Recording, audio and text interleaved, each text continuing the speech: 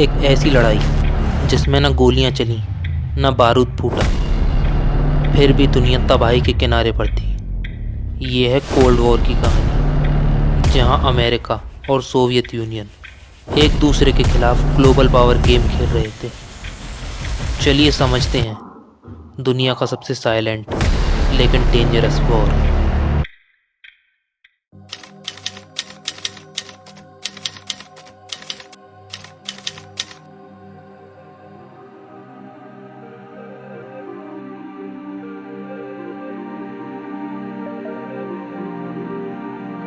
World war 2 के बाद दुनिया दो कैंप्स में बट गई थी, and the main reason behind it was the clash of ideologies. एक तरफ था अमेरिका, कैपिटलिज्म का रखवाला, और दूसरी तरफ था सोवियत यूनियन, कम्युनिज्म का ठेकेदार।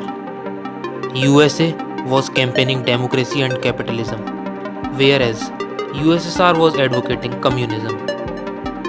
कोल्ड वॉर के स्टार्ट होने की असली जड़ थी आइडियोलॉजीज का डिफरेंट होना, and as a result of this हमें देखने को मिले प्रॉक्सी वॉर्स, स्पेस रेस और न्यूक्लियर वेपन्स की स्टॉक पाइलिंग। मिलिट्री से ज़्यादा ये वॉर पावर की साइकोलॉजिकल रेस थी।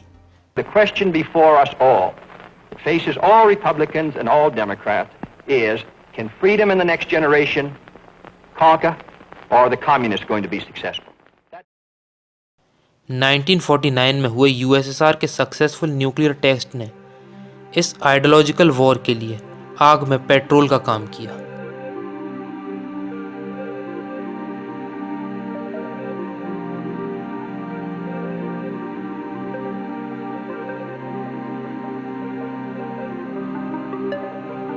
वर्ल्ड वॉर 2 के बाद जर्मनी एक बिना कप्तान के जहाज की तरह थी, और इसलिए जर्मनी का बंटवारा हुआ 4 जोन्स में। लेकिन बर्लिन सबसे ज़्यादा टेंशन का सेंटर बना, क्योंकि यूएसए और यूएसएसआर दोनों ही बर्लिन को कंट्रोल करना चाहते थे। और फिर ईस्ट बर्लिन गया सोवियत यूनियन के पास, और वेस्ट बर्लिन मिला अमेरिका, ब्रिटेन और फ्रांस को।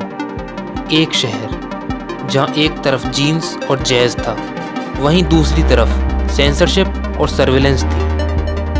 और फिर आया 1961 का वो दौर जब यूएसएसआर ने 155 किलोमीटर लंबी एक कंक्रीट की दीवार बनाई ताकि ईस्ट बर्लिन से एस्केप करके लोग वेस्ट बर्लिन ना जा सकें। इस दीवार का नाम रखा the Berlin wall. At 9:30, a lorry backed up to the wall on the western side. Spot on the second the escaper arrives, Stanislaus Gefrera, a 25-year-old mathematician.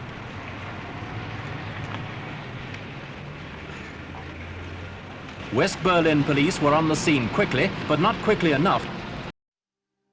And it became a stark symbol of the Cold War. ये दीवार एक शहर नहीं बल्कि पूरी दुनिया को दो आइडियोलॉजीज में डिवाइड कर रही थी।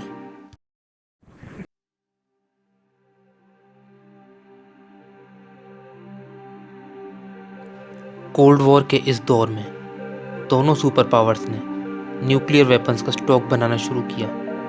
दोनों तरफ इतने बॉम्ब्स बन चुके थे कि दुनिया कई बार तबाह हो सकती थी। इस कंपटीशन ने जन्म दिया एक न्यूक्लियर स्ट्रेटेजी को, मैड, म्यूचुअली अश्योर्ड डिस्ट्रक्शन, जिसका मतलब था कि अगर एक न्यूक्लियर अटैक करेगा तो उसके रिस्पॉन्स में दूसरा भी बिना किसी रहम के न्यूक्लियर स्ट्राइक करेगा, and as a result of this हर तरफ सिर्फ डिस्ट्रक्शन होगा।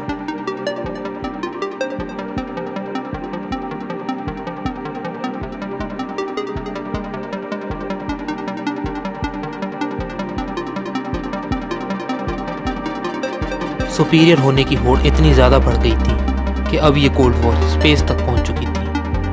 1957 में यूएसएसआर ने स्पुतनिक 1 लॉन्च किया। ये फर्स्ट आर्टिफिशियल सैटेलाइट थी जहां से इस स्पेस रेस की शुरुआत हुई। America was shocked, and in the response of Sputnik 1 USA launched it's first satellite explorer 1, और इसी के साथ रेस शुरू हो गई। जिस ईयर में बर्लिन वॉल बनी थी, उसी सेम ईयर 1961 में यूएसएसआर ने वोस्टॉक 1 को लॉन्च किया, और यूरी गागरिन बने first person in space, and the race continued.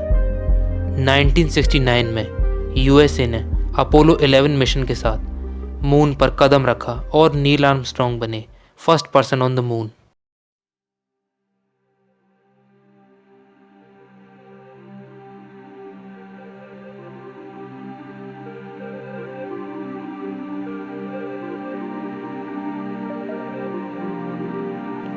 और फिर वो हुआ जो किसी ने इमेजिन नहीं किया था। 1975 में अपोलो सोयूज टेस्ट प्रोजेक्ट, जो कि एक यूएस सोवियत मिशन था, ये बिल्कुल अनएक्सपेक्टेड मिशन था और इसी के साथ स्पेस में कोल्ड वॉर का एंड हुआ।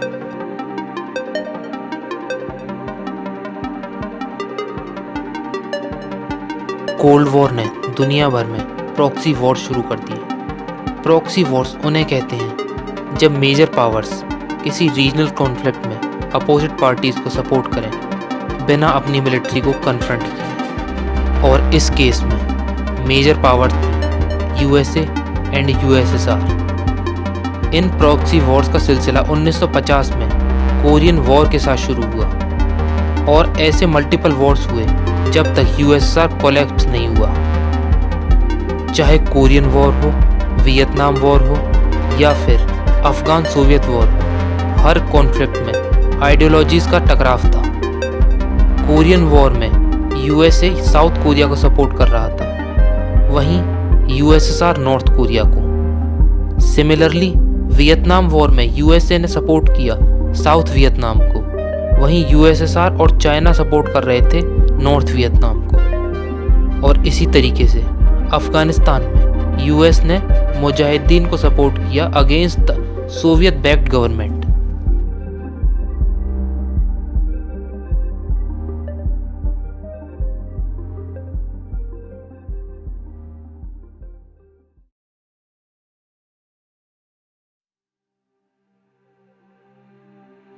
(1962) में इस कोल्ड वॉर की कहानी में एक ऐसा चैप्टर आया जिसकी वजह से दुनिया न्यूक्लियर वॉर के कगार पर आ गई थी।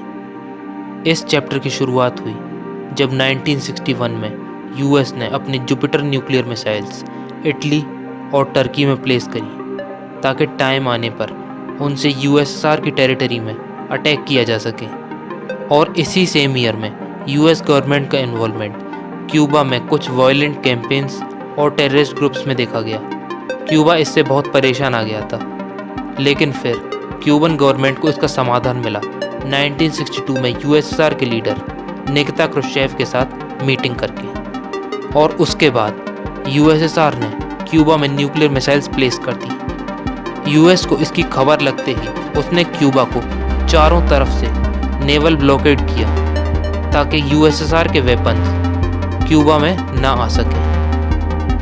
13 दिन तक टेंशन का माहौल बना रहा, लेकिन फाइनली डिप्लोमेसी ने इस वॉर को रुकवा दिया और दोनों के बीच में एग्रीमेंट हुआ जिसमें यूएस ने अश्योर किया कि वो क्यूबा को कभी इन्वेड नहीं करेंगे और टर्की से अपनी मिसाइल्स भी विड्रॉ कर लेंगे।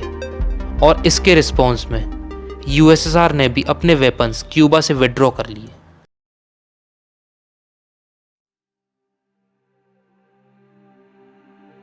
अपनी आइडियोलॉजी को सुप्रीम दिखाने के लिए पोस्टर्स, फिल्म्स और रेडियो ब्रॉडकास्ट को प्रोपेगेंडा टूल्स बनाया। For example, US government launched radio free Europe to broadcast alternative information into the Soviet bloc. और इसी तरह सोवियत यूनियन ने अपनी मीडिया का यूज़ करके क्रिटिसाइज किया वेस्टर्न लाइफस्टाइल और इंस्टीट्यूशंस को।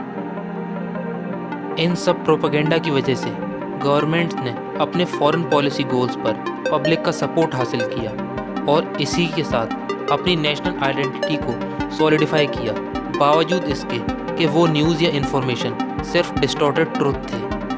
कोल्ड वॉर के दौरान CIA और KGB के स्पाई नेटवर्क इतने ज़्यादा एक्टिव हो गए थे कि every citizen was either being watched और ट्रेन टू वॉच।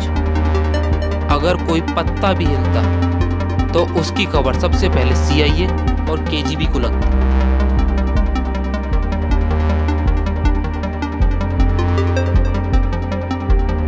1980s तक सोवियत इकोनॉमी वीक होने लगी थी इसका एक बहुत बड़ा रीज़न था अफगान सोवियत वॉर।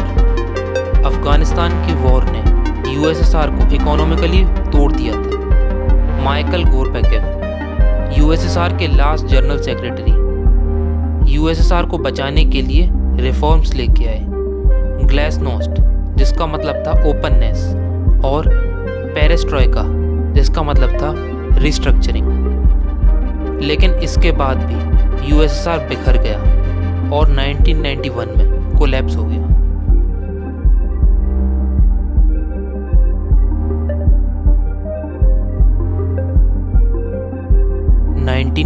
में यूएसएसआर बिखरने लगा था और इसलिए वो कमज़ोर हो गया था, और फिर 1989 में बर्लिन वॉल गिर गया।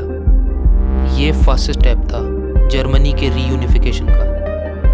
ये एक वॉल नहीं बल्कि एक आइडियोलॉजी का गिरना था। लोग रो रहे थे, गले मिल रहे थे। 1991 में सोवियत यूनियन कोलैप्स कर गया और इसी के साथ कोल्ड वॉर भी खत्म हुई।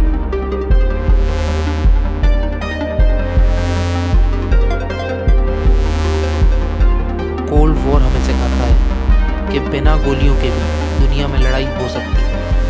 आइडियोलॉजीज, फियर और ईगो भी वेपन्स बन जाते हैं, एंड डायलॉग और डिप्लोमेसी ही पीस का असली रास्ता है।